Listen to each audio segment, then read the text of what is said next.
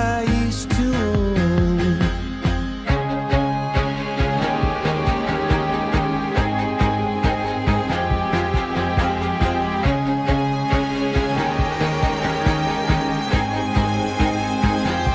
I used to roll the dice, feel the fear in my enemy's eyes, listen as the crowd would sing. Now the old king is dead, long live the king. One minute I held the key, next the walls were closed on me, and I discovered that my castle stand upon pillars of salt and pillars of sand. I hear Jerusalem bells are ringing. Good afternoon, everyone, and on behalf of the New Hampshire Legends of Hockey, it is my pleasure to welcome you to our 22nd induction ceremony of our New Hampshire Hockey Hall of Fame. How many of you in the audience today were at the first ceremony in 2002 at the Puritan Back Room in Manchester? How many were there? Wow, almost all that table right over there, table 11. That's where the dignitaries are, right there. How many have been to each and every one of the banquets? You missed one, Dick? No, okay. But this is number 22. Great to have all of you here. And now, let's welcome Father Ray Ball for our invocation on this Sunday afternoon. Good afternoon, everyone. My name is Father Ray. I'm pastor of Immaculate Heart of Mary Parish here in Concord. It is my privilege to be with all of you at this to do this invocation at this Hall of Fame ceremony. I've always enjoyed hockey. I figured it's the closest I ever come to walking on water. Would be skating on ice.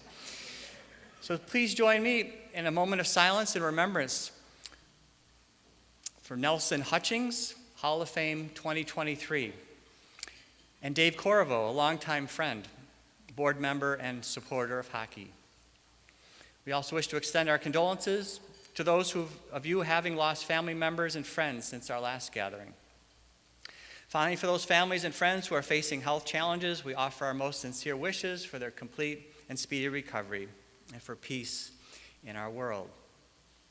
Hockey, like life, where it is far better when you assist, when you save, and when you have a goal, where accountability and justice is meted out in 2 and 5 minute intervals, where reconciliation is established through a penalty box, when change isn't delayed but happens on the fly, where the individual sacrifices for the team, where team unity is more important than individual differences, where opposing teams are extended a handshake, where teammates become lifelong friends, and where miracles on ice truly happen, which can inspire a nation. We're grateful for the ways that hockey has served as a force for good, inspiring effort, hard work, discipline, teamwork, sportsmanship, competitive drive, courage, perseverance, serving as a unifying presence for families, schools, towns, cities, churches, and institutions in our whole state. As we honor those to be inducted into the Hall of Fame, we honor the way those qualities continue to be manifest off the ice as well. May these qualities of those we honor be passed forward so that their example may continue to light the lamps in the hearts of people throughout our state. And we make this prayer in faith, hope, and love to you, our Lord, our coach, and our teammate in the game of life. Amen.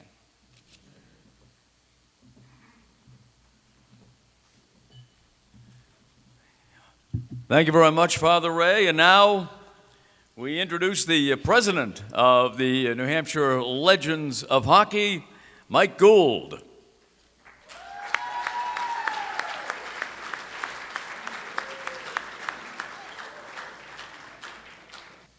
Good afternoon and welcome. I'm Mike Gould, president of the New Hampshire Legends of Hockey. On behalf of our board of directors, it is my pleasure to welcome you to our 22nd induction ceremony of the New Hampshire Hockey Hall of Fame. We are sure you will thoroughly enjoy the day, and if so, we hope that you will return next year as a fan of hockey, play in our golf classic, or consider donating as one of our annual supporters. Congratulations to the 4 amazing individuals who will be enshrined later into our Hall of Fame. A special welcome to their family and friends who have come to join today's celebration. Hockey has touched each of our lives in many different ways. This unique event brings the state's hockey community together, where we will rekindle old friendships, foster new ones, celebrate the past, present, and future of hockey in New Hampshire. Of course, we're gathering primarily to honor our inductees who made significant contributions to the sport of ice hockey. Like all of our members of the Hall of Fame, this year's inductees have given back to the sport of ice hockey and have left their unique imprint on New Hampshire hockey landscape, and their contributions are immeasurable. I now would like to introduce a few individuals who have come to join us today. Please stand or wave as your name is called, and I ask that you hold your applause until the very end. Jamie Parker, today's keynote speaker. Thank you, Jamie.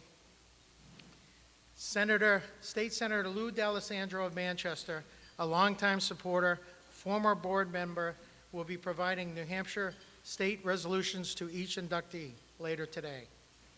Dan Esdale, longtime supporter and founder and chair of the Massachusetts Hockey Hall of Fame. And lastly, our honor team this year, the New Hampshire Selects. 52 strong in attendance. Please stand.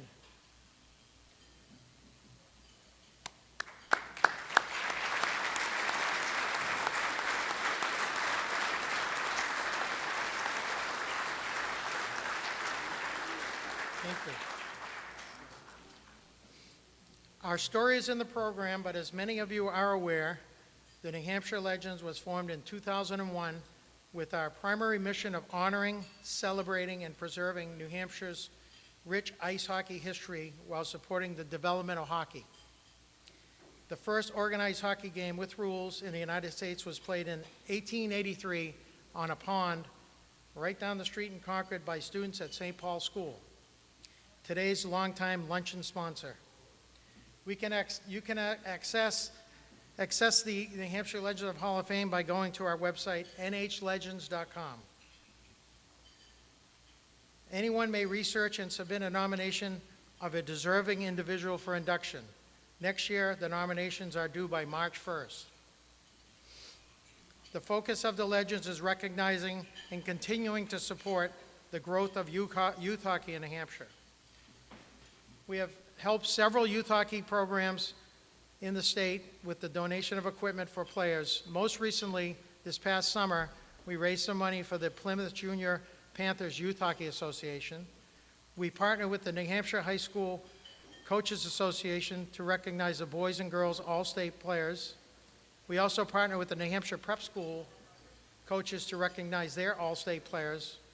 We sponsor the Senior All-Star Classic doubleheader for Division 1, 2, and 3 at season's end.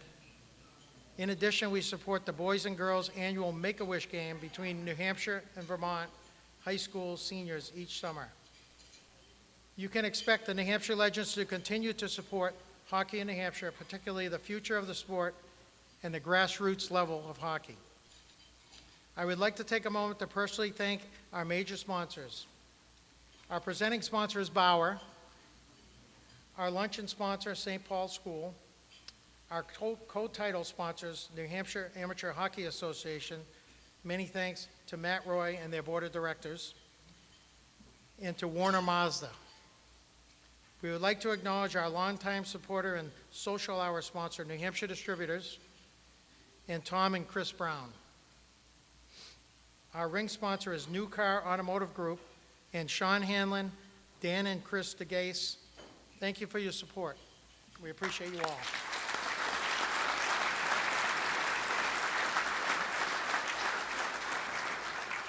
We also have 15 gold level, 13 silver level sponsors whose names are on the side banners and listed in the program, as well as our 7 bronze sponsors who are listed in the program. Thank you all for your support and generosity.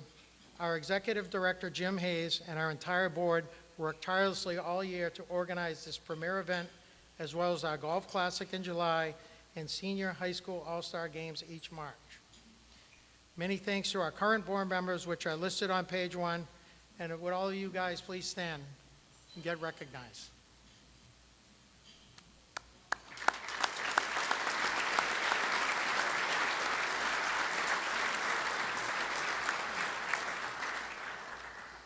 I'm going to go off script a little, and I have to have a special thank you to Jim Hayes. As all of you know in here, this would never happen without Jim, and he is amazing. Thank you, Jim.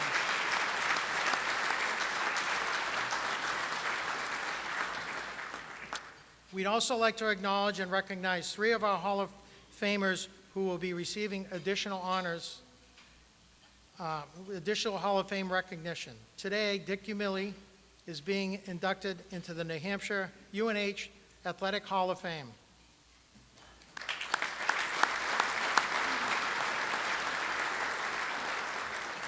On December 4th in Pittsburgh, both head coach Rick Middleton and assistant coach Tom Moulton and the entire 2002 gold medal U.S. Paralympic sled team are being inducted into the U.S. Hockey Hall of Fame.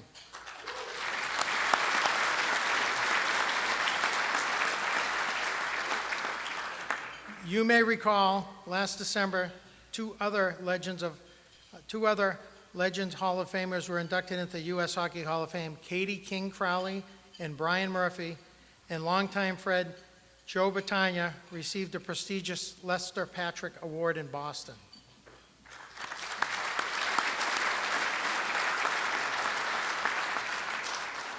Once again, our congratulations to the class of 2024 and this year's honored team, the New Hampshire Selects. Now I'll turn it back over to our Master of Ceremonies and Hall of Famer, Ken Kale. Yep. I would like to read a short message from our first president, Dick Boucher. And in the words of Dick Boucher, I would like to take a moment to recognize Senator Lou D'Alessandro, who has recently retired after serving the citizens of New Hampshire for the past 50 years.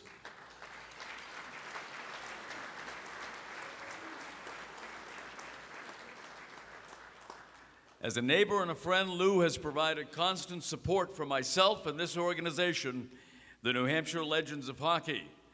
In our infancy, Lou reassured us that everything would work out and that New Hampshire was ready for such an organization as a Hockey Hall of Fame to honor all those who have carried the torch for the sport in our great state.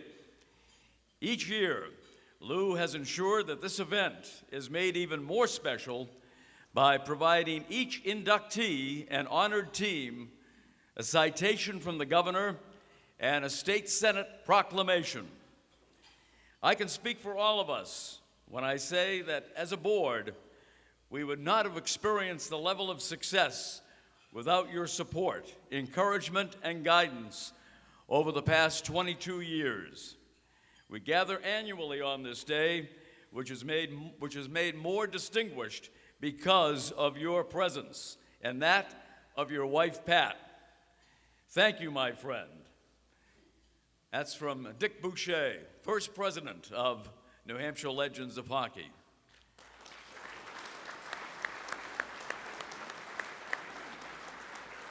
And at this time, I would like to ask Senator D'Alessandro, because he is still a senator, to read excerpts from Governor Sununu's letter.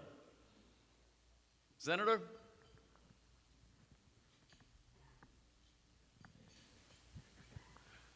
Thank you, Ken, and to my neighbor, friend, and distinguished American, Dickie Boucher, thank you very much.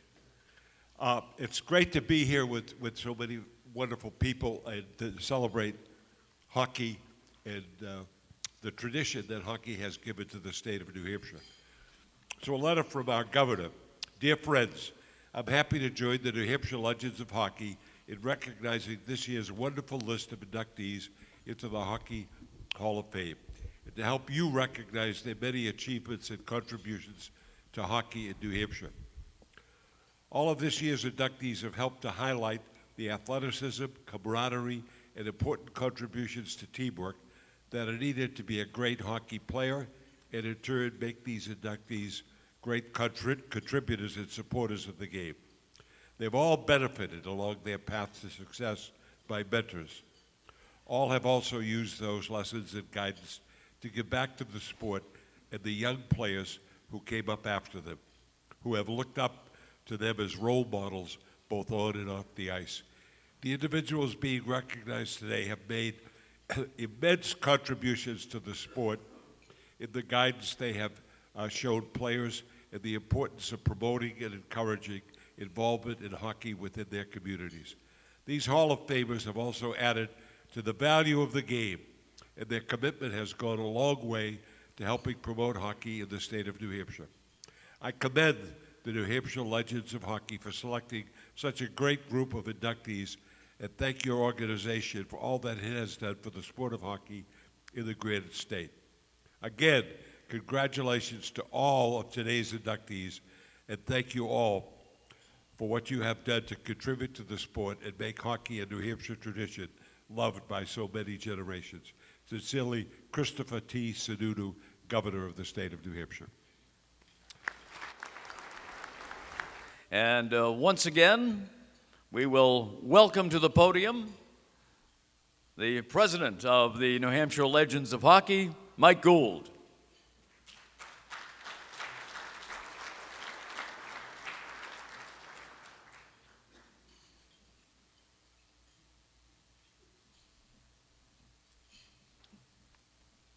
The New Hampshire Selects.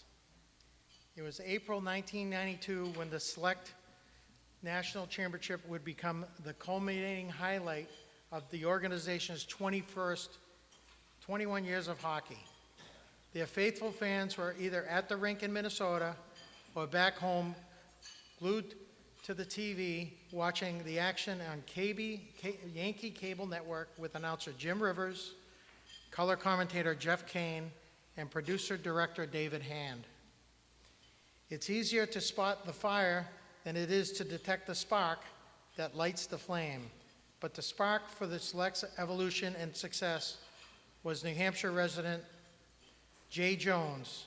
Jay played on the New England College inaugural hockey team in 1970 and scored their very first goal.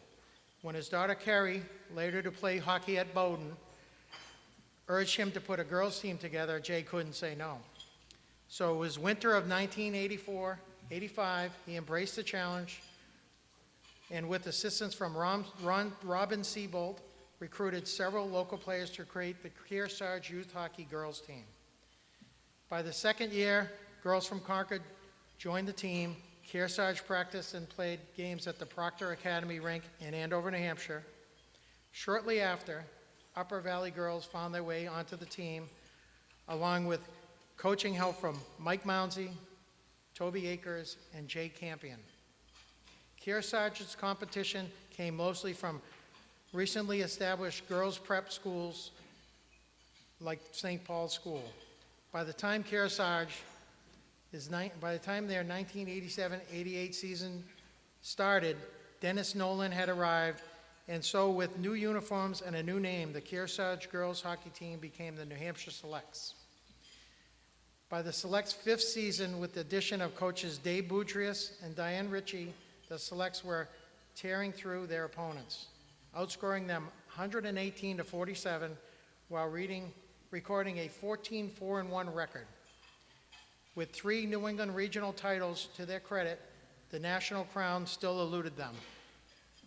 Having dispatched Maine, Connecticut, and Rhode Island in the regionals, this determined group of 13 to 15-year-olds from across New Hampshire, along with 2 from Vermont, set their sights on the national championships of the Amateur Hockey Association of the United States in Duluth, Minnesota. Their 5-0 run and 28-4 tournament goal differentials secure the elusive national title that they would so proudly bring home to the Granite State. On that April day in 1992, the New Hampshire Selects demonstrated unequivocally that they were indeed America's best. By the way, their final game can still be viewed on the online museum at the Legends of Hockey website. Records show that over 21 years of hockey, 19 coaches volunteered their time and energy to the program. With special thanks to Jay Jones, who lit the spark in Kearsarge, we also acknowledge the outstanding contributions of all the coaches and support staff over the years. From the meager beginnings in 1983-84, New Hampshire girls youth hockey has grown from a mere handful to more than 1,000 strong. We wish to salute every woman who pulled on a team jersey and honor the outstanding accomplishments of the entire organization. At this time, I'd like to have Jay Jones and his daughter Carrie Jones Shagru come forward to say a few words on their behalf. Good afternoon, everybody, and as I was introduced, I'm Jay Jones, my daughter Carrie, and I want to first thank you all for attending today and for the support you have for hockey in New Hampshire. And I especially want to express my gratitude to the legends and especially for Jim Hayes for his tireless efforts to put this program together to promote and elevate individuals, teams, and milestones in New Hampshire hockey.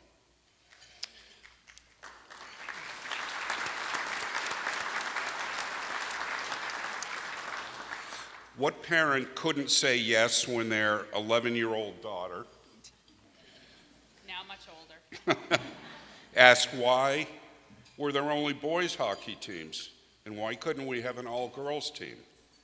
That was 40 years ago, and women's hockey has come a long way since then. Well, those were my marching orders, and I said, sure, if you can get enough girls interested, I'd be happy to coach a team. Word got out, and girls from the Kearsarge area, as well as girls from Concord, and later from the Upper Valley, made up the Kearsarge girls hockey team, later to become the New Hampshire women's select team and national champions at the Pee Wee level. The players ranged from 10 to 14 years old, and I must interject here that I coached boys youth hockey for many, many years, and the girls were a little more delightful to coach. Much easier than boys, I think, in part because they listened intently to instruction and then tried to execute what they were taught. Boys thought they knew it all already. However, boys or girls, their hockey bags all still smelled the same.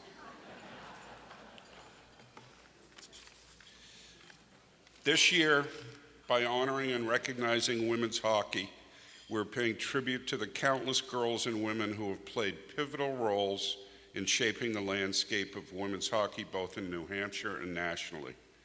Barriers were broken, and their contributions have left an enduring legacy that continues to enrich the sport and empower all female athletes.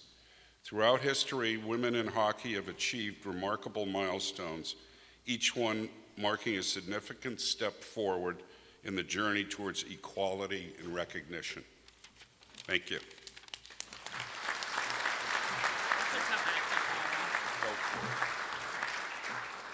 Well, that's a tough act to follow, but thank you for the introduction, Dad. And I'm grateful to be up here with you celebrating this moment. And I also want to thank Legends of New Hampshire Hockey for all their work. And I specifically want to thank Jim Hayes, or Hazy as he's affectionately known in our family, as the fabric of hockey's gone through our family for so many years. Jim, I know that for over a year you've been focused on learning the story of the history of women's hockey in the state and the origins of our program, and I'm truly appreciative that you've taken the time to recognize our team. As my dad said, this whole thing started with an 11-year-old girl who wanted to play hockey. I know my dad thinks any dad would do this, and there are some other dads in this room that did it as well, but it truly took someone special, someone with vision and dedication to grab onto what I said and make it happen. As I'm sure anyone who's been involved in youth hockey might know, which is probably almost everyone in this room, it is a labor of love. You have to build the roster, find other coaches, find ice time, and perhaps most importantly in our case, find other teams to play. When we set out, we were just looking to put all the pieces together to have fun playing hockey as a team. Looking back on it now, it really is remarkable how the team paved the way for so many girls to join and excel in the sport.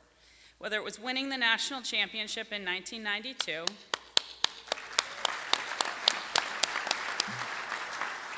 sending a player to the first Olympic team, Tara Mounsey, or setting up so many girls to play college hockey, it's incredible how far this program has come.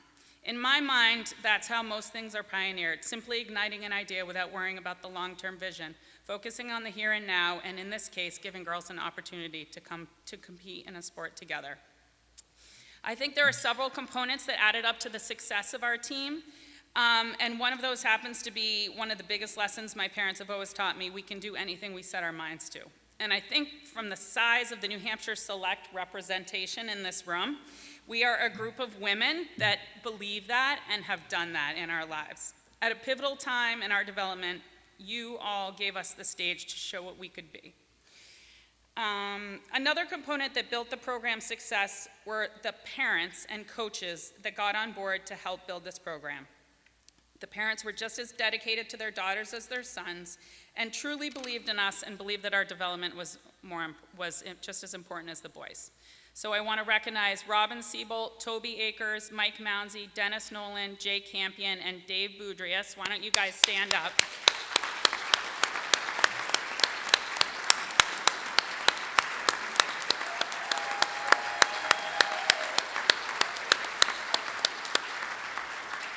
I know there were many coaches that came after my time, like Diane Ritchie, and all of those coaches carried on the name and helped us become a talented program that continued to rise.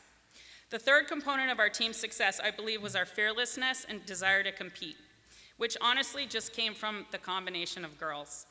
I was one of the older girls, but I remember showing up places like New Hampton and Exeter, and the girls would take one look at our 10 to 14-year-old team, specifically a few really small players, and they would laugh.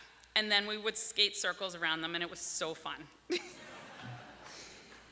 I think we had nothing to lose and everything to prove, and that's why we were so successful. The final component I want to talk about is teammates. And I think that's the heart of why we're all here today. Hockey is a sport about being teammates. I was really lucky and had the opportunity to play in the Travis Roy Beanpot game. I'm sure everyone here knows of or knew Travis. And I'll never forget the first year when it was in the BU locker room, obviously very emotional, and he came in and said, "This is what I miss the most, being together with teammates and celebrating this awesome sport." So that, I think, was the most important ingredient to us being so successful and carrying on. So in closing, I just want to thank my dad and the other coaches and parents for being pioneers and giving us this shot. I have been a coach myself for over the last decade, from U10 to high school, and I just love seeing the opportunities that exist for girls now. It's truly remarkable, also a little crazy, what is going on in girls hockey now. I myself have 3 boys, so I coach girls now too, and like my dad said, it's wonderful. In closing, I just want to thank the Legends of Hockey again for giving us this moment to reflect on what it all meant. So thank you.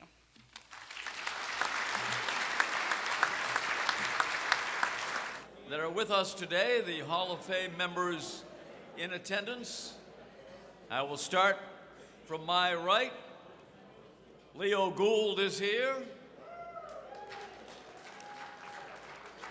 Bill Matthews, Gary Bishop, Dick Boucher, Dick Roy, John Normand, Hubie McDonough, Walter Nadeau, Tom Moulton, Pierre Belanger, Rene Leclerc, Ron Dubriel, Ron DiGregorio, Brian Murphy, Peter Marr, Mark Evans, Ryan Brandt, Bruce Parker, Steve Murphy, Andre Prefontaine,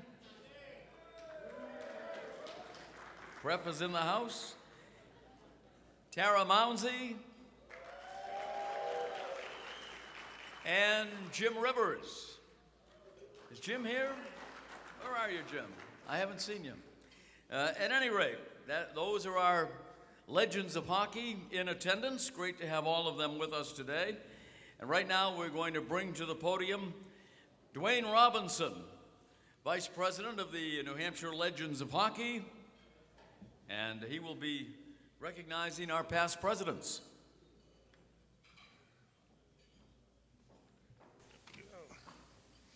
Good afternoon, everyone. I'm Dwayne Robinson, Vice President of the Legends.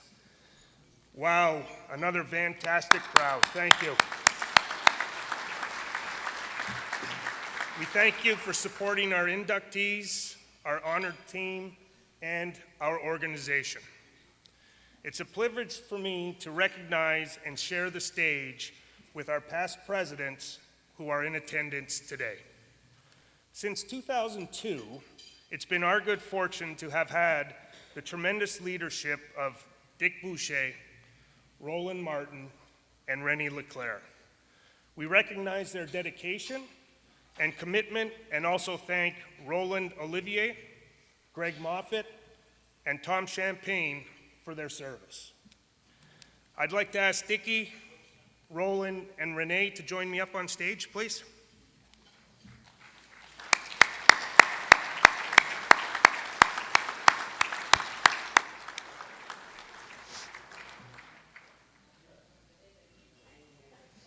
It's okay, Dickie, we got another hour.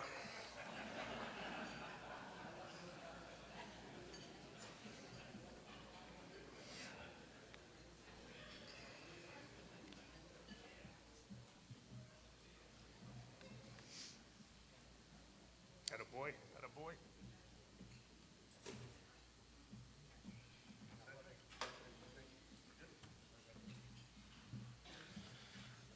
This past May, John Norman's tenure as president ended.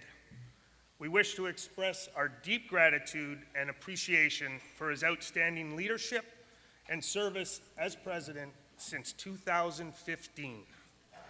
At this time, John, I'd like to invite you up to the stage to join us.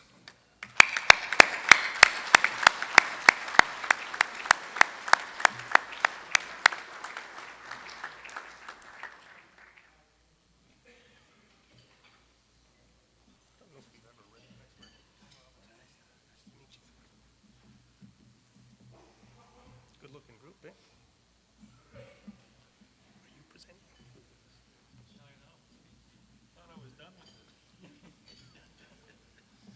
John, on behalf. Almost pulled a Bob Norton.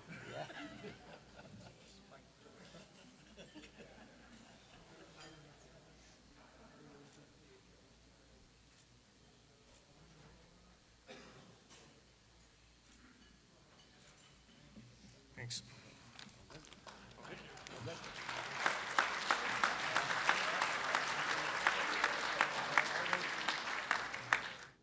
Thank you very much to all of our past presidents here in attendance today. And at the conclusion of today's event, there will be photographs on stage for the 2024 inductees and all of the Hall of Famers in attendance as well. Then the entire New Hampshire Selects group, followed by the major sponsors in attendance. So the photos will be taking place directly after the end of our ceremony today. Now to introduce our keynote speaker. And she should need no introduction to many people in the hall today. I'm sure you've seen her many times.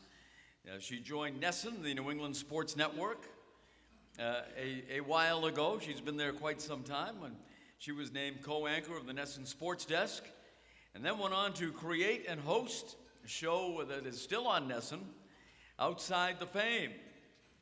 She began her career in Los Angeles as an intern for ESPN.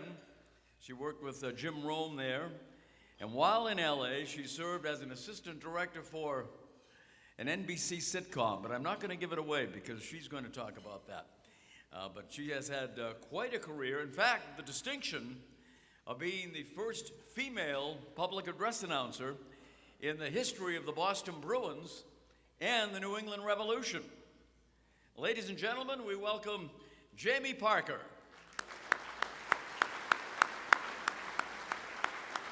Hello, everyone, and thank you so much to the New Hampshire Legends of Hockey members for inviting me to speak.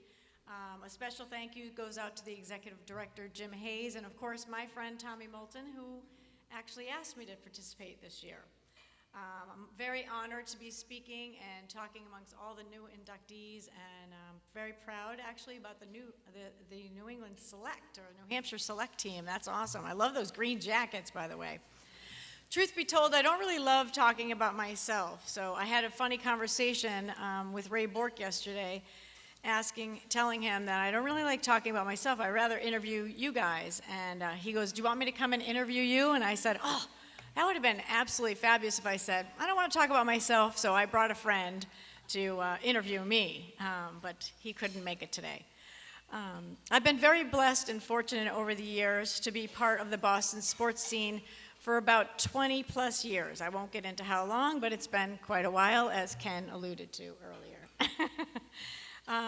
Some might even call it Title Town, because I covered quite a lot of championships over the years.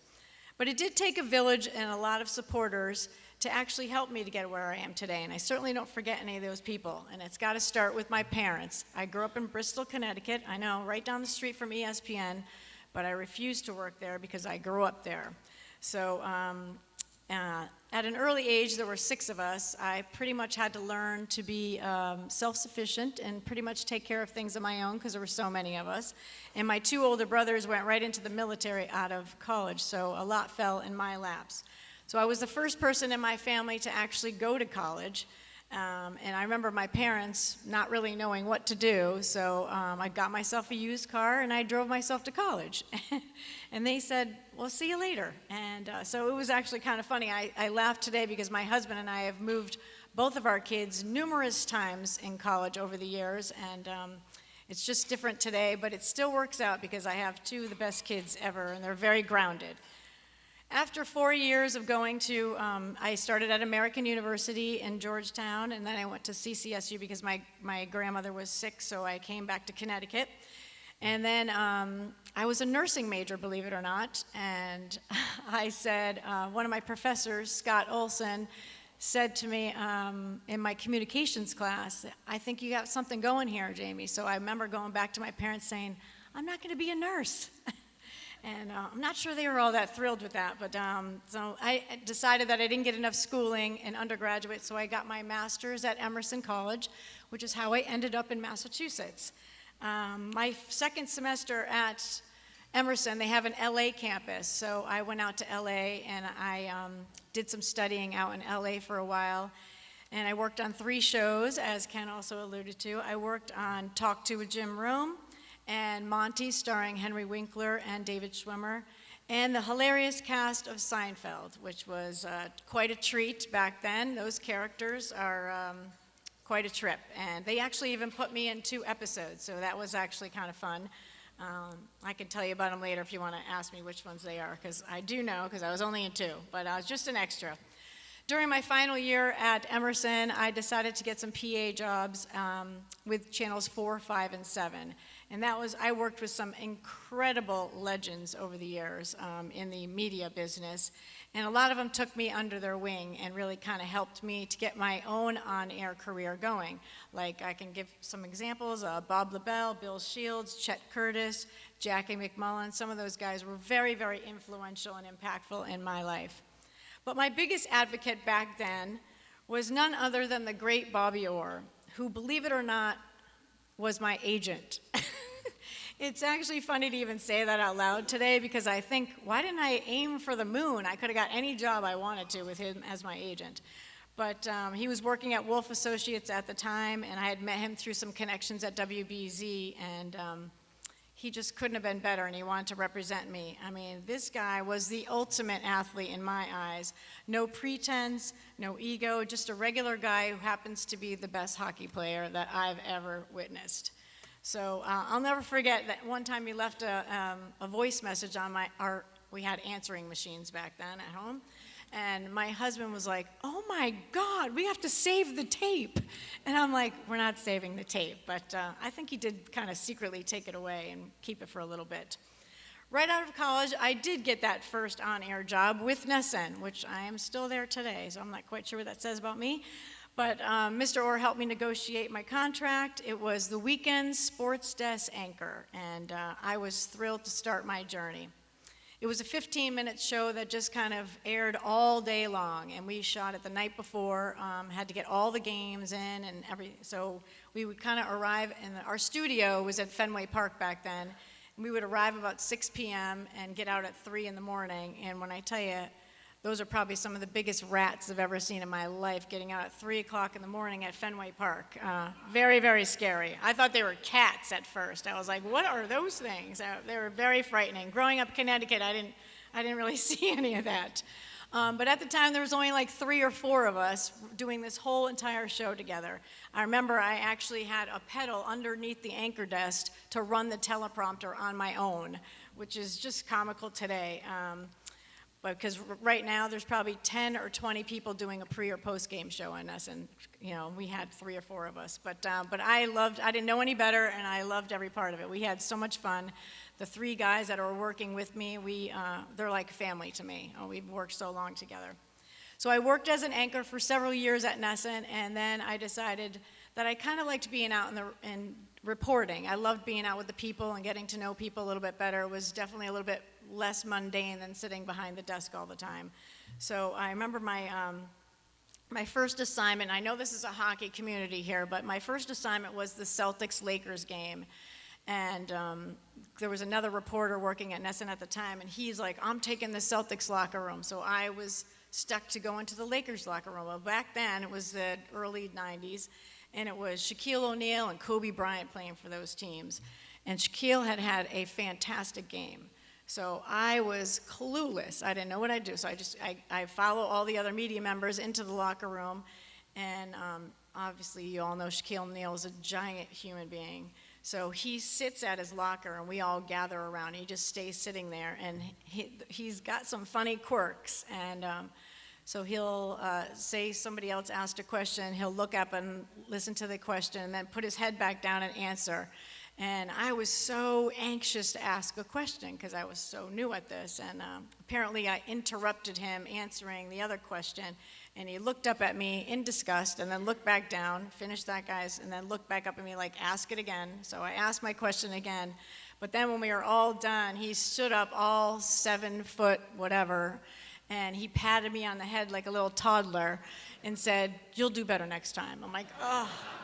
Like, all the other media members were laughing, and I was so embarrassed. But years later, Shaq came and played for the Celtics, as you all remember, and I told him that story.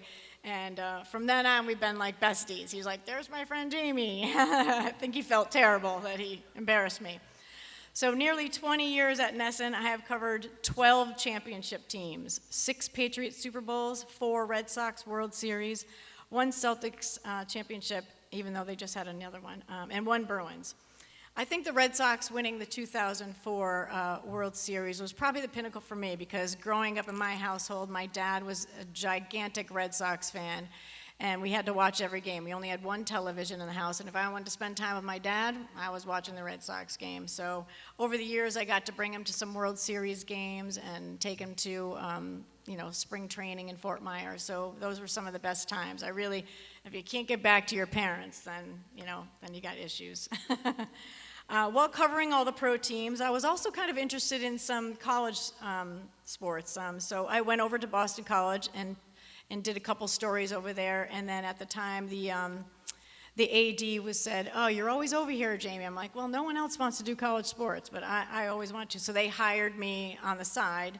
So it was my little side hustle. So I covered Boston College for probably about 15 years, and those were some of the great glory days. I mean, it wasn't Doug Flutie, it was after Doug Flutie, but it was like Matt Ryan when we got the team to number 2 in the country. I covered a bunch of basketball games and some hockey games at the time, and then I started a BC show. I remember even Johnny Gaudreau, when he was the Hobie Baker winner and MVP when he was a freshman at the Bean Pot Championship.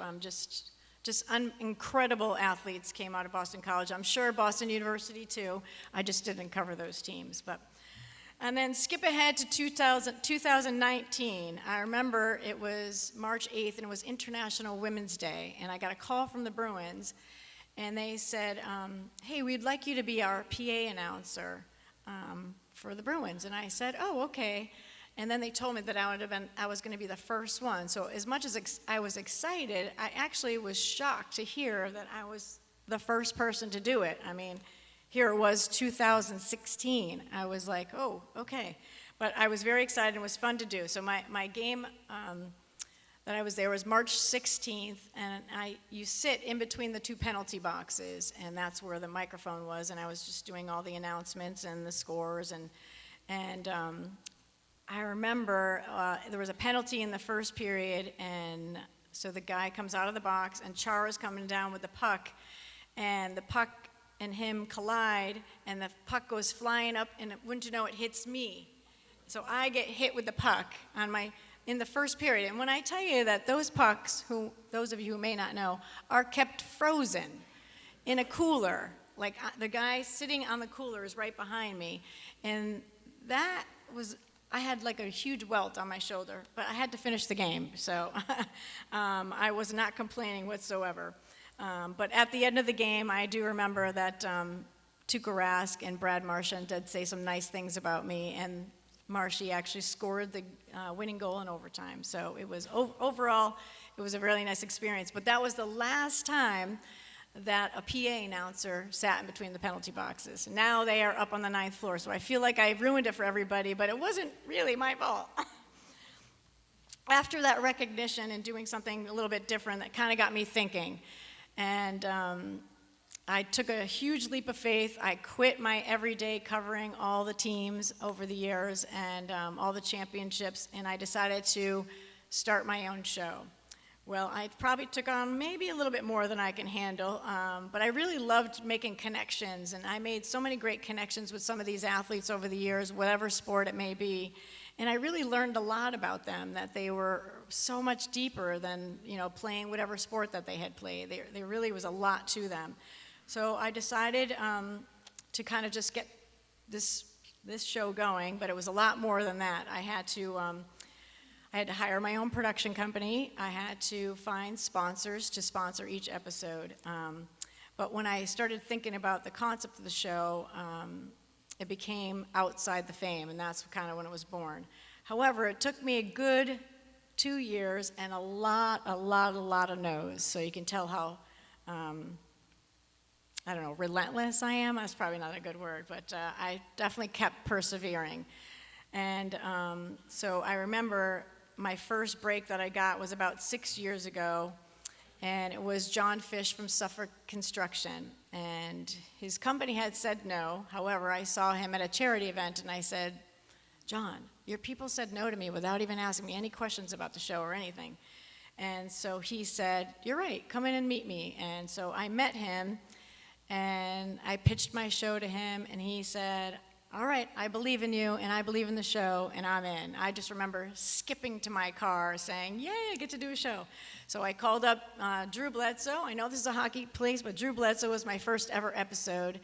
And looking back on it now, I've been doing the show for 6 years. It was probably the easiest assignment I ever had. I had to fly to Walla Walla, Washington, learn all about his wine, and then drink wine with Drew Bledsoe. It was pretty easy.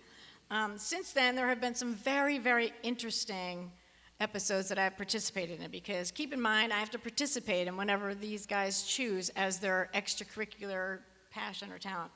So I have done oyster farming, beekeeping, skiing, ice fishing, shooting clays, disc golf. I mean, there's been so many, guitar playing, things that I probably would never have entertained doing before, but I was willing to try them. Ray Bork was my second episode, and Ray and I have been friends for quite a while. My lack of skating ability was something that he was excited about, so he decided to put me on skates and put me in net and then fire pucks at me with no helmet, no gloves, no padding, no nothing. And the good news is I'm still here to talk about it because his accuracy skills were still on point, believe it or not. I was surprised about that myself. Then there was oyster farming with Jay Miller. That was quite a trip because if any of you know Jay Miller, he is a trip. So the fascinating thing for me about oyster farming is I knew nothing about it, and I learned that he actually gets them in the mail as a little speck of sand, and then they mature, and they do all these things to them over at least a year, I think, until they're edible. But Jay thought it would be hilarious to stand behind my photographer as I was doing the opening to the show and take his shirt off and start like making dance moves at me. And you just can't unsee that. So I could not focus pretty much the rest of the day. And then I had to do a little jujitsu action with my friend Sean Thornton, who is probably one of the toughest guys out there in the hockey world. And that was pretty funny too. And then a little sled hockey with my friend Rick Middleton. Everybody knows that he and my good friend Tommy Moulton over there were the coaches of the 2002 underdog team that ended up winning the gold medal. And I will say it like, I don't know who said it before, but going to the Hall of Fame in December, very proud, Tommy, very, very proud. So.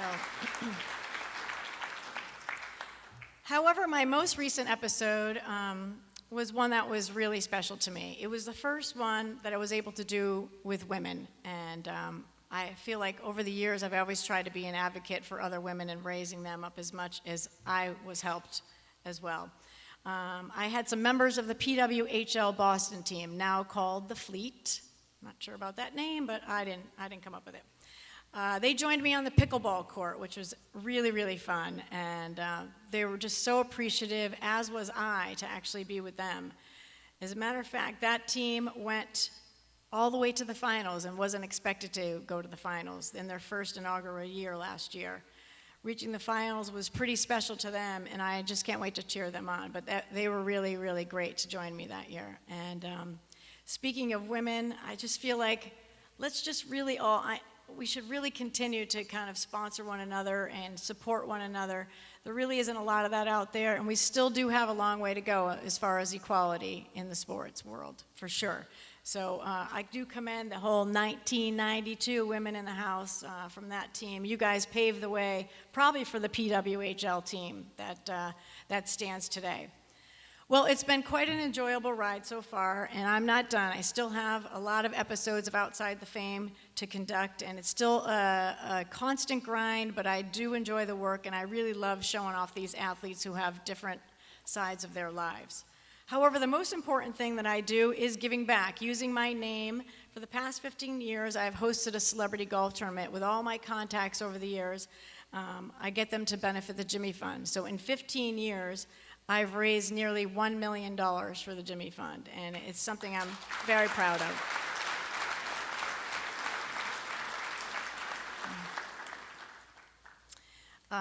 This year, I actually had a special tribute.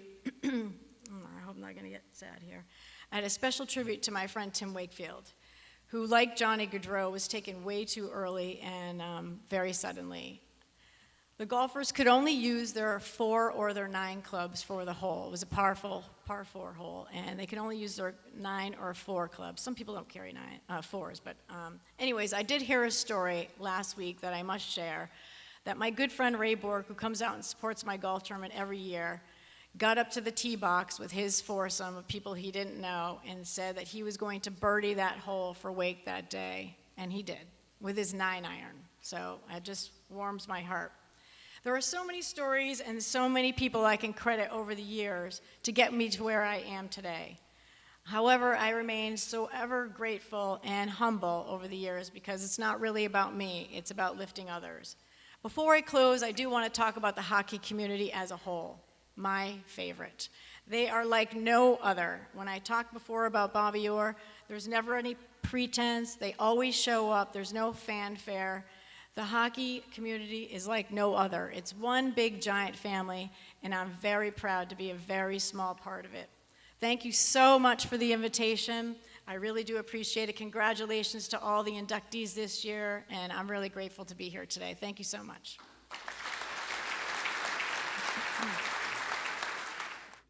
Our first inductee today has spent almost half a century When you see him, it's going to be a little bit hard to believe, but half a century developing goaltenders throughout New England. He graduated from New Hampshire College, now Southern New Hampshire University, in 1982, where he played goal in both hockey and lacrosse.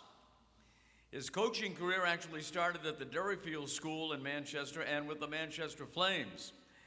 As a head coach, he led the undefeated New Hampshire Boys High School All-Star team to a national title in 1991. His coaching also helped capture a silver medal with the U.S. national women's team in the 1994 World Championships at Lake Placid. He's been a head coach at Bowdoin and Union in women's hockey, and currently he is developing professional goaltenders with the Maine Mariners of the ECHL. So please welcome to the class of 2024 New Hampshire Legends of Hockey in the coaches category, Fred Quistgaard.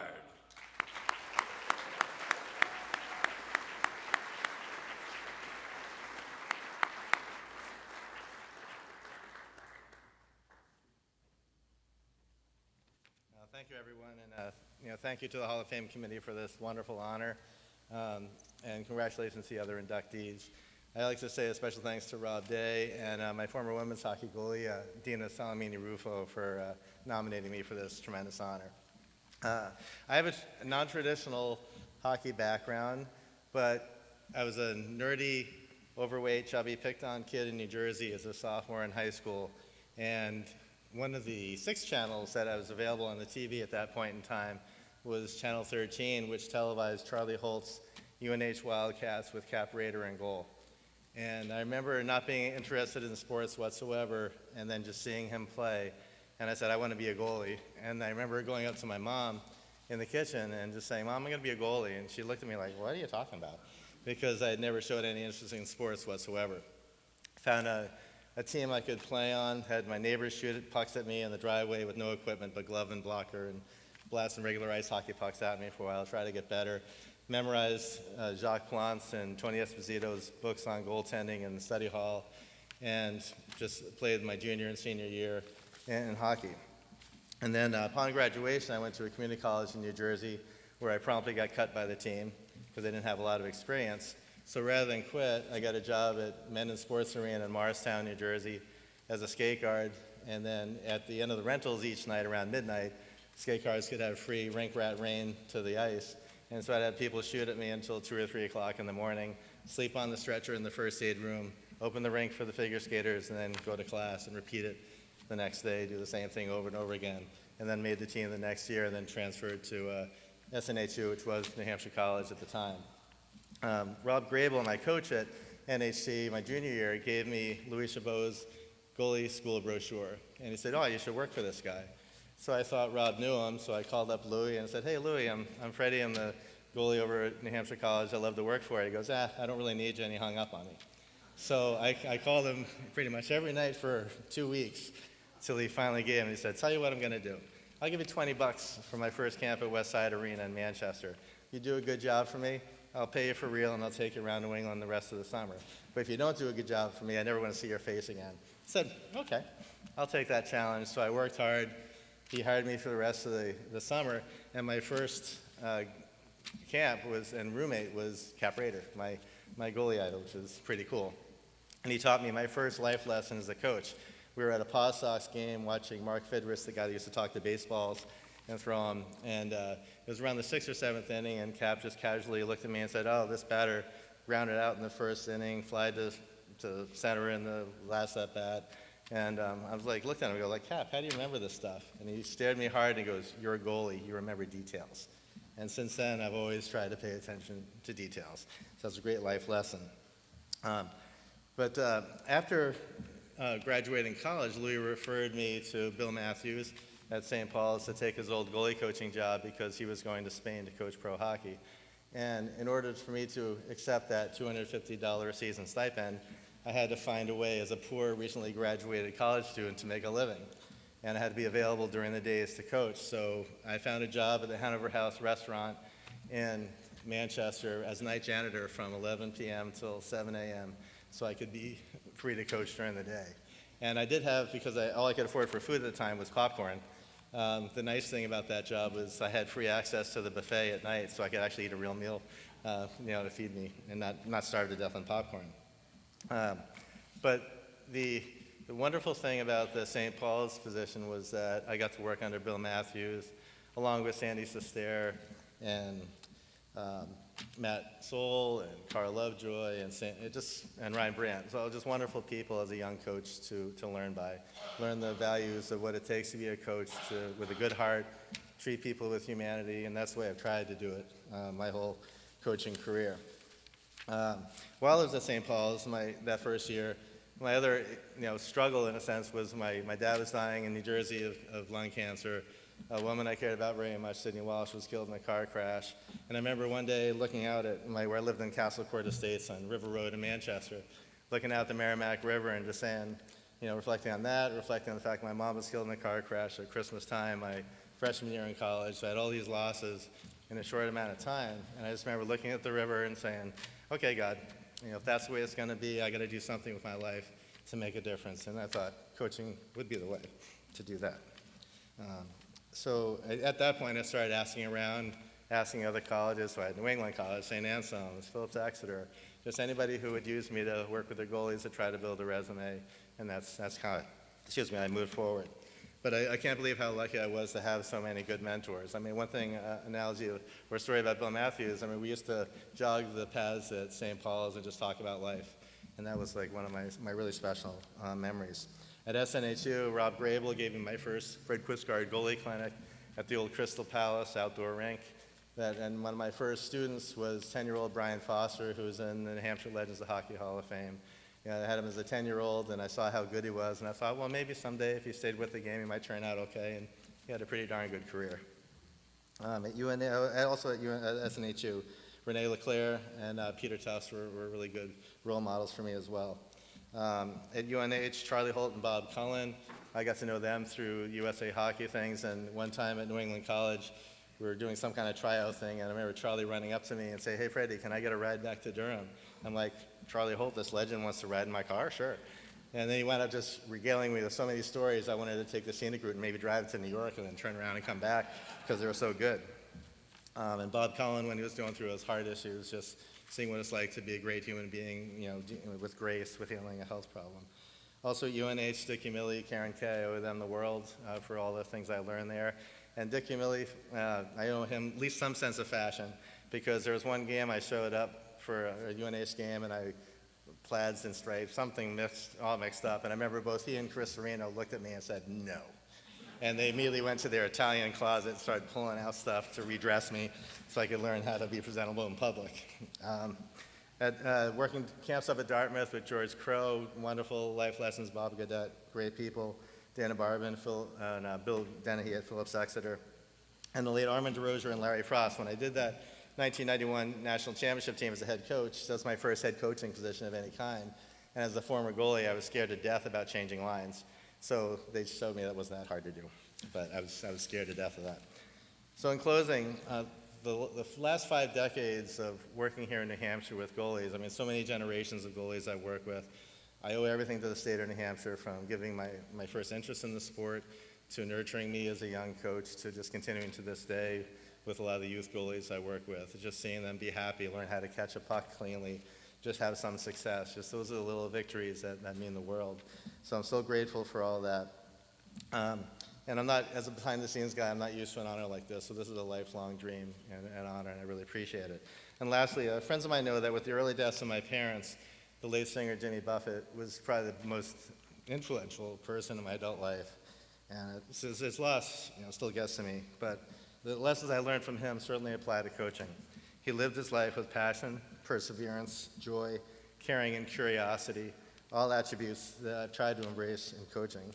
So as I say my final thank you for this award, I'd just like to quote a Jimmy Buffett song. It's been a lovely cruise. Thank you very much. Congratulations, Fred. And next up, a native of Colebrook, graduate of Colebrook Academy, and the man who created Berlin City Dealers, which is still in existence, going strong, by the way. and gave him a close-up look at Berlin's amazing hockey history. Throughout the years, he's supported Berlin youth hockey, women's broomball, and Berlin's adult hockey teams as well. He also served on the board of the Berlin Maroons. Over the years, he has donated much more, I'm sure, than $500,000 to save Berlin's Notre Dame Arena, providing the old barn with state-of-the-art upgrades from top to bottom, literally. In addition to the renovations at the Notre Dame Arena, he funded an outdoor lighted ice rink in 2001 with a provision for the rink's maintenance as well. Welcome to the New Hampshire Legends of Hockey Hall of Fame class of 2024 in the Builders category, Dan DeJace.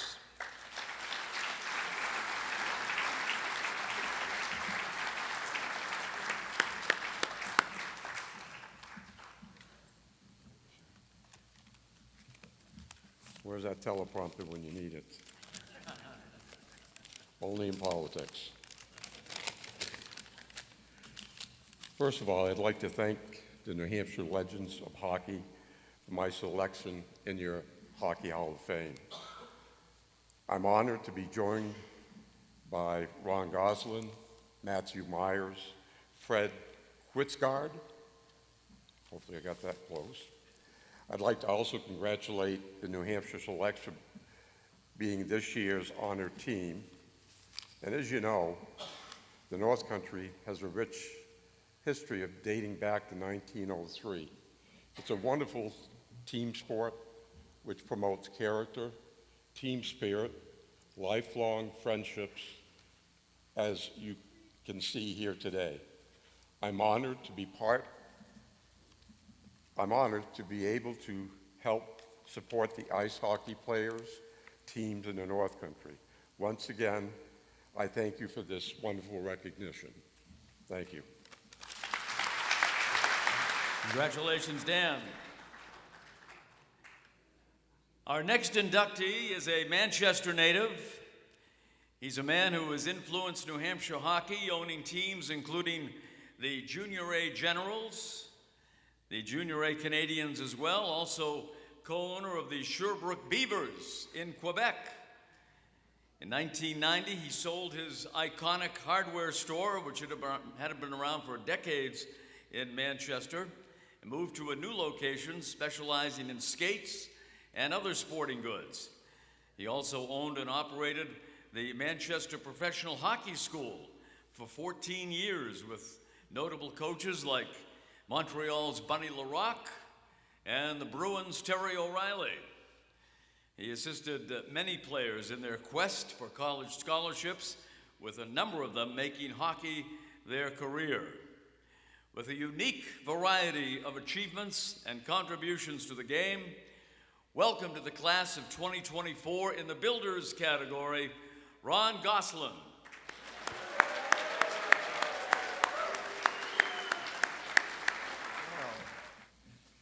I am honored and proud and humble to be here today. I would like to thank Mike Gould for nominating me into this distinguished New Hampshire Legend of Hockey Hall of Fame. For many years, Leo Gould tried to persuade me to accept the nomination, but I resisted. I didn't think I was good enough to be nominated. I will admit that accepting this honor of an induction into this historical institution today feels pretty good. It will now be part of my legacy for my family and for New Hampshire hockey. So thank you, Mike and Leo. I would also like to thank Jim Hayes, who worked tirelessly on my behalf, and for all the other inductees here today. He is the pulse that brings this day to a memorial celebration. Over the last many weeks, Jim has given his attention to the large and small details, and he does it with passion. He is the heart of this annual ceremony. So, Jim, thank you.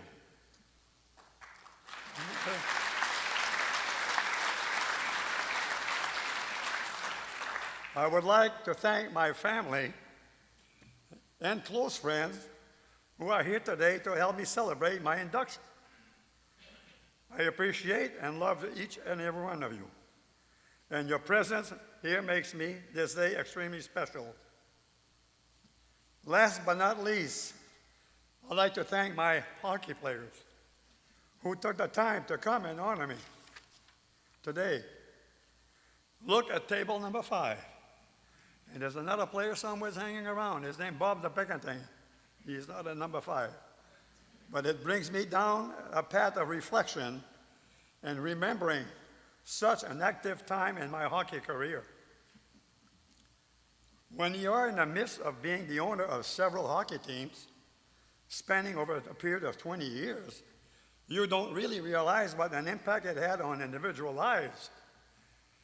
Now, fast forward 50 years later, and looking back at the opportunities these players had in obtaining hockey experiences, some receiving scholarship to prestigious colleges, and some even players into the NHL, was an aspect of hockey I took great pride into. I had the privilege of owning the Manchester Junior A Generals, which I say about half the team is over here today, which is fantastic, makes my day. I also owned the Manchester Blackhawks, which there are some players here today that are here, and the Junior A Canadians. And I was co-owner of the Sherbrooke Beavers of the Major Quebec League in Sherbrooke, Quebec. Owning these teams introduced me to some of the best coaches in hockey. The first coach we had was Ray Champagne with the Manchester and the Concord Boys, and he did a fantastic job. Jacques Leclerc was one of the coaches. Andre Salamit was one of them. Don Horry of the Boston Bruins coached the Junior A Canadians. Don Marcotte of the Boston Bruins coached the Junior A Canadians. Pierre Belanger did a fantastic job in my hockey school. For 11 years, he was the chief instructor. Also with Ray Champagne as the other part of the hockey school, which was power skating. And also have Ghislain Delage, which was a hockey coach in the Sherbrooke Beavers. He was responsible for 20 players to play the National Hockey League. He went with the assistance of Ray Champagne. I embarked into this 2 decades of realm of hockey. Ray was instrumental in helping me launch Gosselin Skates and Sports, a hockey store which serviced so many enthusiastic and excited youth players. From there, my involvement in hockey grew to a creation of Sports Elite Distributors, which provide hockey equipment all over the country, and also the Manchester Professional Hockey School. Now back to hockey. Back in the 70s and 80s, hockey competition was fast and fierce, especially when we played the Concord Bunmen and the Berlin Maroons. In thinking back to a particular game, the game I remember the most in my hockey career was where the Blackhawks faced off the Berlin Maroons.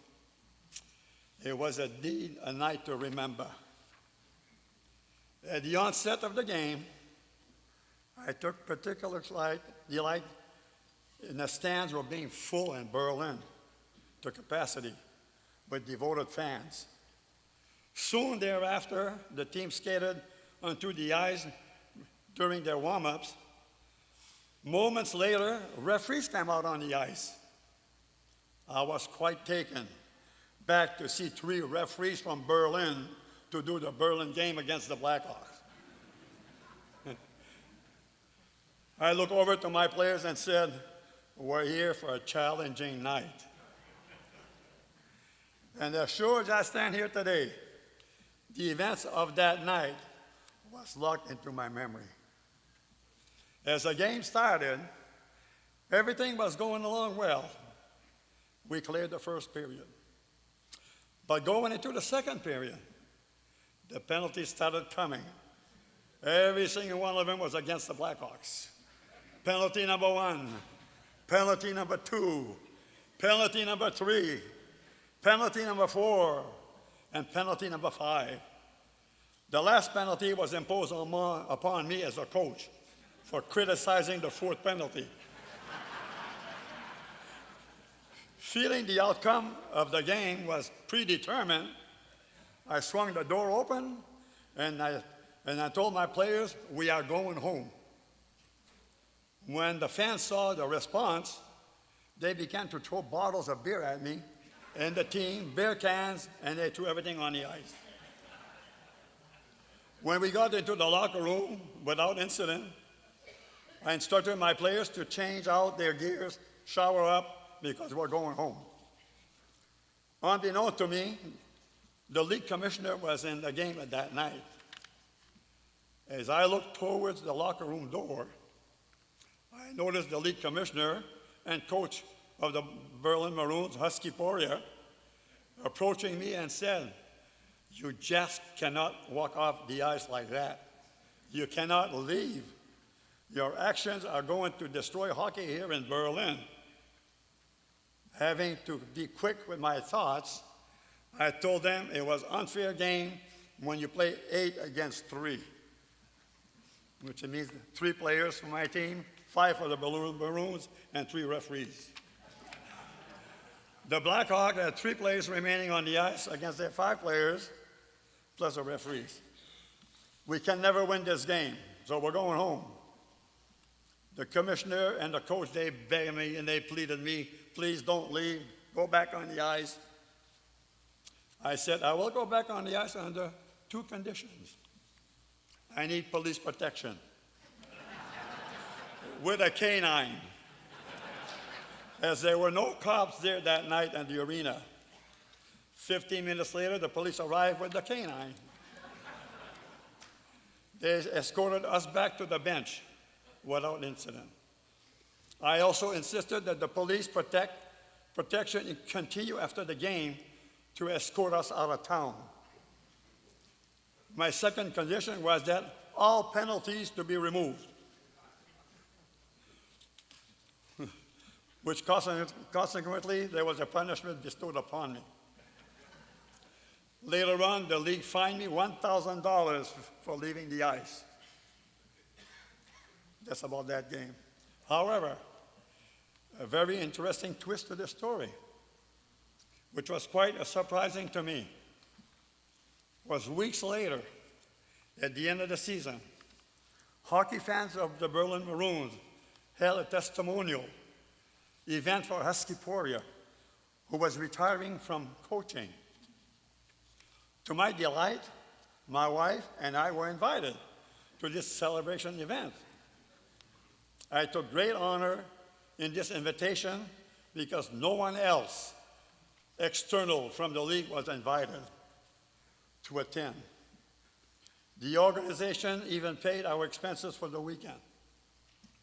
Surprisingly, the Berlin players and even the coaches during the testimonial praised and congratulated me for having great teams and for bringing good hockey to Berlin. Okay, despite our often tested camaraderie, the Berlin Assembly always had my respect and my admiration. We fought hard, but we always came out friends. I'll conclude with a quote from one of the best players and a friend of mine, Bobby Orr. He said, "Forget about the style, worry about the results." I'd say, looking out into this room today, the results were epic. And each and every one of you have helped me along my journey. And you all hold a special place in my heart. It doesn't get any better than that today. Thank you all for coming and becoming part of my memory.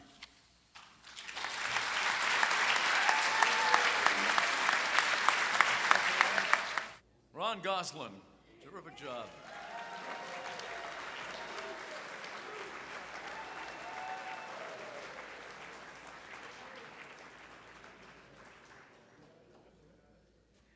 A native of Manchester is our next and final inductee, has risen to the position of video coordinator on the coaching staff of the Boston Bruins. Born with a form of dwarfism, he played hockey until the age of 12. Wanting to stay in the game, he became a student manager of the hockey team at Trinity High School. He went on to UNH, where he became a student manager for the men's hockey team under head coach Dick Umili, who eventually expanded his role to take on video duties. After graduation, he took another job, but wanted to get back into hockey, so USA Hockey hired him as a video software consultant. He was on the staff of 3 U.S. women's national teams that would win gold medals. His next goal was the National Hockey League. He reached out to the Bruins, the Los Angeles Kings, and Nashville Predators.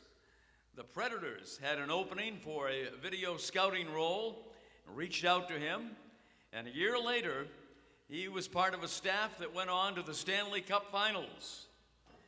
In 2019, he was hired by Bruins general manager Don Sweeney for then coach Bruce Cassidy's coaching staff.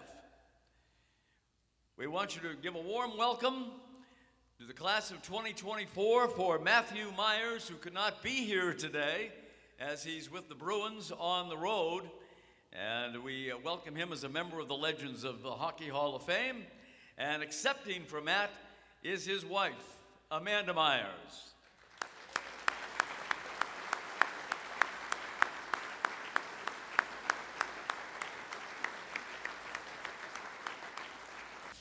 Hi, everyone. My name is Amanda. I know Matt wishes that he could be here today to accept this honor himself, but on behalf of him and our family, we would like to thank Jim Hayes and the New Hampshire Legends of Hockey for honoring Matt today and for putting on this great event and for their contributions to the New Hampshire hockey community. Matt's journey has been a little bit unorthodox, but it did all start here in New Hampshire.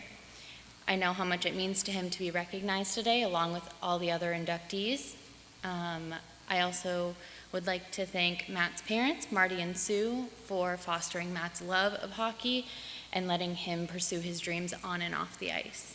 So on behalf of Matt, thank you again, and congratulations to all the inductees here today. You all are very deserving. Thank you.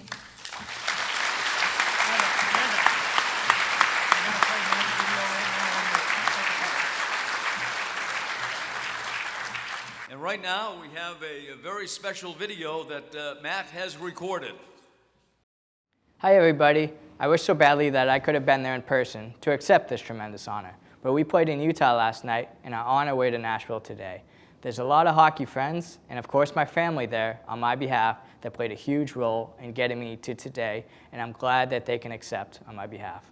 I'm deeply honored to be an inductee into the New Hampshire Hockey Hall of Fame. This moment is incredibly special, and I definitely don't take it for granted. I want to start by thanking the New Hampshire Legends of Hockey Board, led by Jim Hayes and Mike Gould, for this incredible recognition. To be included alongside some of New Hampshire hockey's greats like Fred Quistgaard, Ron Goslin, and Dan DeGees, sorry fellas if I butchered those last names, is truly humbling. And I definitely want to take a moment to congratulate them and their families as well. Reflecting on my journey, I'm reminded of the many people who have supported and inspired me along the way. From the very beginning, my parents, Marty and Sue, saw an opportunity to put me on the ice, and little did they know that it would forever change my life. My parents didn't only provide me with a pair of skates that day, they provided me with self-confidence, acceptance, and passion, and this unrelentless perseverance that I've carried with me for the rest of my life. Hockey has been the biggest influence on me because it's the safest environment I've ever been in. Anytime I'm at a rink, the playing field always felt even. The friendships meant that they were a lifetime, and my teammates and coaches never looked at me as any different. Growing up, some of my favorite memories were laying out our clothes the night before 4 a.m. practice, waking up with my brothers, Mackenzie and Mitchell, knowing that we were going to Dunkin' Donuts before our practice for a donut and some chocolate milk. Afterwards, I'd watch my brother's game and then stay at the rink for the rest of the day, running the clock or helping out in any way possible.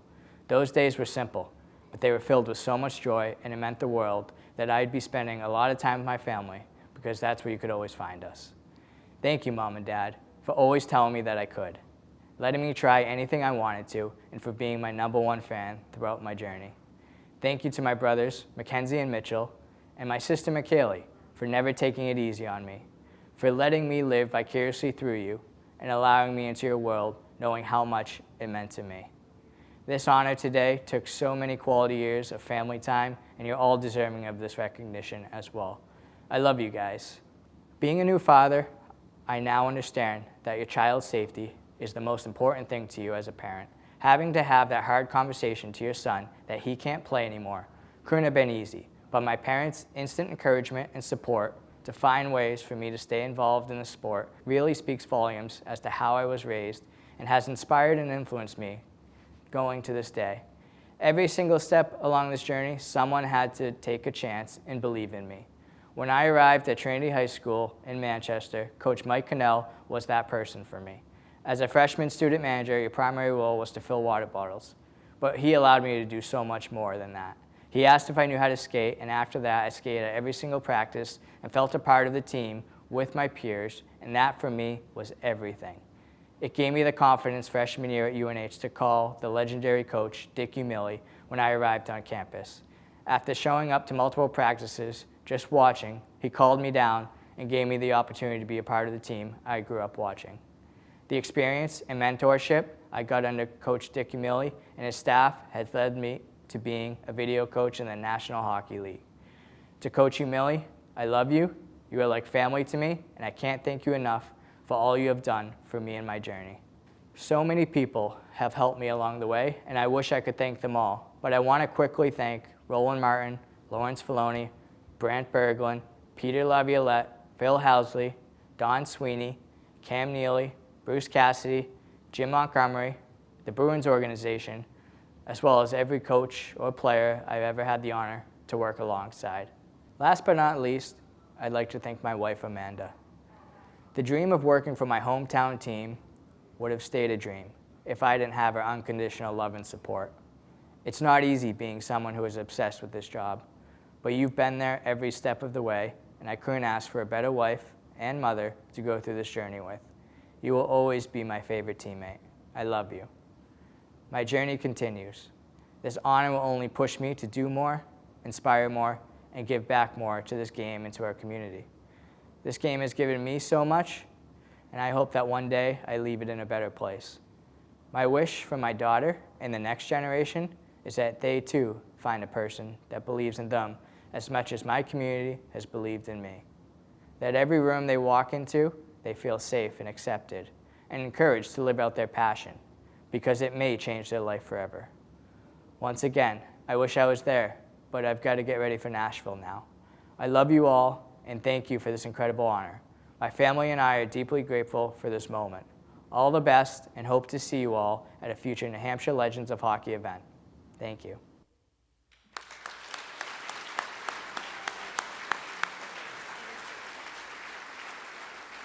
Congratulations, Matthew Myers, and I have this. Maddie, sorry I'm unable to make it to your induction to the New Hampshire Legends Hockey Hall of Fame. No doubt you are one of our top recruits for our UNH hockey program. We are all very proud of you and your accomplishments. Congratulations from Dick Umili.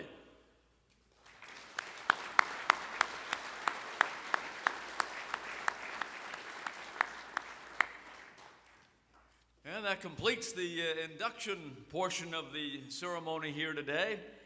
And now let's welcome past President John Norman with the announcement of the team to be honored in 2025. Here's Johnny.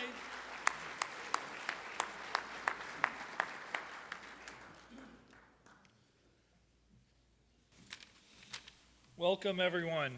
Thank you so much for your support to make this such an amazing event.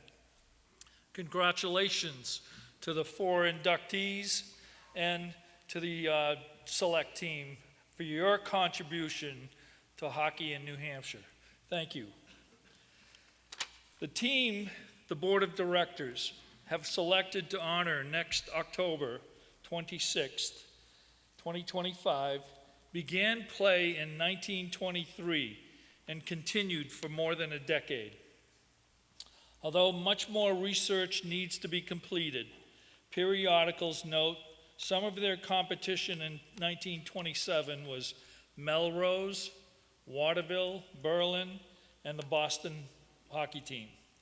They also participated in Manchester Winter Carnival in January of 1924.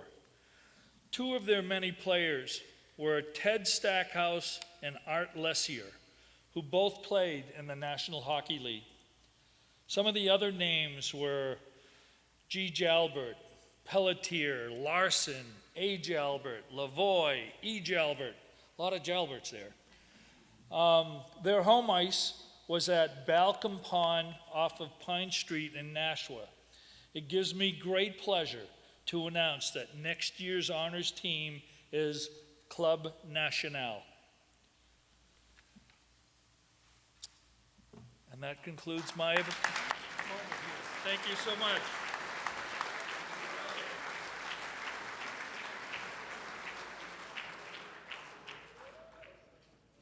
And that pretty much wraps it up for this edition, the 2024 edition for Legends of Hockey. And as John Norman just said, we look forward to seeing you in October of 2025. I'll find the exact date somewhere here, but it is late October in 2025, and we hope you all can make it back for that one. Thank you for your attendance here today. Hope you had a great time, and don't forget, photographs right here on the stage for the inductees this year, for all the Hall of Famers in attendance, and for the New Hampshire selects and sponsors as well. Hope you have a great rest of your afternoon, everyone, and we will see you in 2025.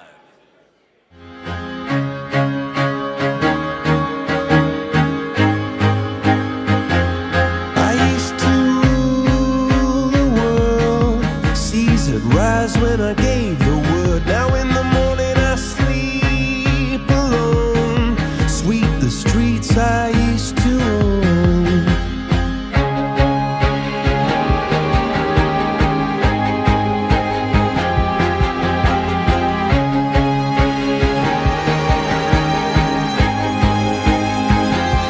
I used to roll the dice, feel the fear in my enemy's eyes. Listen as the crowd